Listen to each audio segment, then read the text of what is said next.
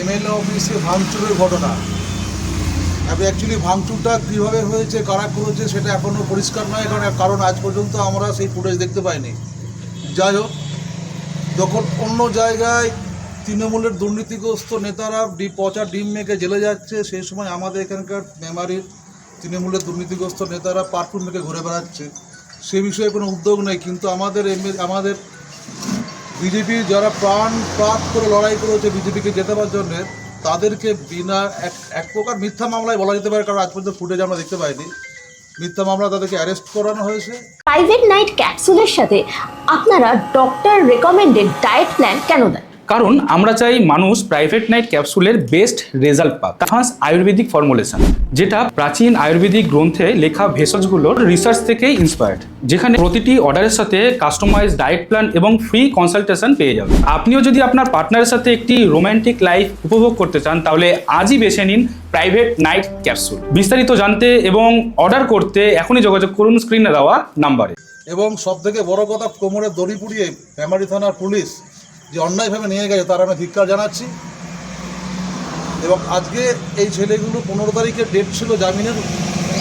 মাননীয় বিশদেব ভট্টাচার্য এবং পুলিশের উচ্চপদস্থ আধিকারিকদের সঠিক পদক্ষেপে তারা আগাম জামিন পেয়ে গেছে। তাদেরকে আমি অভিনন্দন জানাচ্ছি। এবং আমি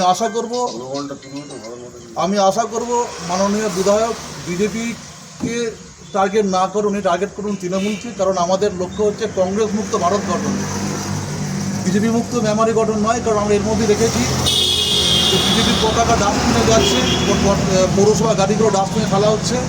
অর্থাৎ মেমারিকে এক প্রকার বিজেপি মুক্ত করার একটা ভুল প্রচেষ্টা চলছে। এবং সবথেকে বড় কথা, আমাদের এখানকার নেতাদের, পুরনো নেতা, যারা আদি নেতা বলা যেতে পারে, বিশ্বদেব ভট্টাচার্য সহ অন্যান্য, যাদেরকে বলা হয়েছে যে বুড়ো বয়সে ভীমরতি। এখন কথা হচ্ছে, আমাদের মেমারিতে এখন বহু বর্ষিয়ার নেতা আছে যাদের বয়স 60, তার বয়স তো থেমে থাকবে না। সূর্যটাকে আমরা আটকাতে পারবো না, বয়স্কার করতে আমরা থামিয়ে রাখতে পারবো না। আজকে হয়তো এমএলএর বয়স 50 হয়েছে, কি তার নিচে আগামী তার বয়স বাড়বে। তার বাবারও বয়সও বেড়েছে। এখন বাবাও কি বুড়ো বয়সে ভীমরতি করে? মেমারিতে শিবপ্রসাদ, আমাদের ভকতদা রয়েছেন, শিবু ভকত, তার বয়স প্রায় 80 কাছাকাছি। শৈলেন বিশ্বাস, মেমারি বর্ষিয়ার নেতা, বিজেপি বহুদিনের, তার বয়স 70 ওপরে। বিশ্বজিৎ বোসের বাবার বয়স প্রায় 70 ওপর, 75। এরা তো বুড়ো বয়সে ভীমরতি করে না। এটা বলা মানে চরম অপমান। আমি মনে করি এমএলএর উচিত হচ্ছে এরকম ত্রিভুজের মতো, একদিকে বিশ্বদেব ভট্টাচার্য, একদিকে এমএলএ, একদিকে স্মৃতিকণা বসু, এরকম ট্রায়াঙ্গুলার না করে উনি ক্ষমা চেয়ে নিয়ে ওনার উদ্যোগে উনি আমাদের জেলা সভানেত্রী বা বিশ্বদেব ভট্টাচার্য সবাইকে নিয়ে বসুন, মেমারি সংগঠনকে এগিয়ে নিয়ে চলুন।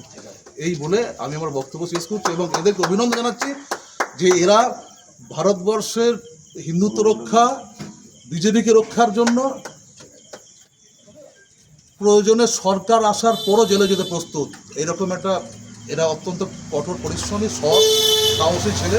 আমরা সাধারণত পাওয়া যায় না, আমরা এদেরকে হারাতে চাই না। সেই জন্য আমরা একে ফুলের মালা পরিয়ে সম্বোধন জানাচ্ছি। भारत माता की, भारत माता की जय। बीजेपी बीजेपी बीजेपी जिंदाबाद, बीजेपी बीजेपी बीजेपी जिंदाबाद। অনেক অনেক ধন্যবাদ বিশ্বদেব জেঠুকে এই পরিশ্রমে ছেলেদের পাশে দাঁড়ানোর জন্য। বিশ্বদেব জেঠুকে অনেক অনেক ধন্যবাদ এবং প্রণাম জানাই। বক্তব্য শেষ করলাম। वंदे मातरम, বন্দে মাতরম, वंदे मातरम, বন্দে মাতরম, वंदे मातरम। বন্দে মাতরম। भारत माता की জয়, भारत माता की জয়, भारत माता की জয়।